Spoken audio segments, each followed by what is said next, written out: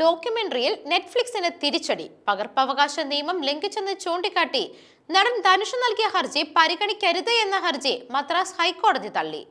നെറ്റ്ഫ്ലിക്സിന്റെ ഹർജി തള്ളിയ ജസ്റ്റിസ് അബ്ദുൾ ബുദോസ് ധനുഷിന്റെ ഹർജിയിൽ ഫെബ്രുവരി 5-ന് വാദം കേൾക്കുമെന്നറിയിച്ചു.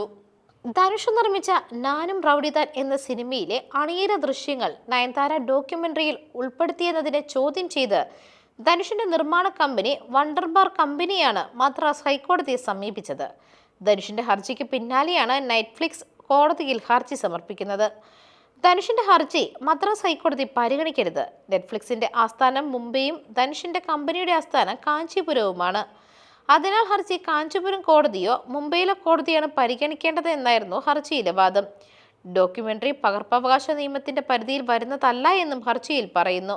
ഡോക്യുമെന്ററി റിലീസ് ചെയ്ത് 7 ദിവസത്തിന് ശേഷമാണ് ധനുഷ് ഹർജിയുമായി കോടതിയെ സമീപിക്കുന്നതെന്നും നെറ്റ്ഫ്ലിക്സ് ചൂണ്ടിക്കാട്ടി.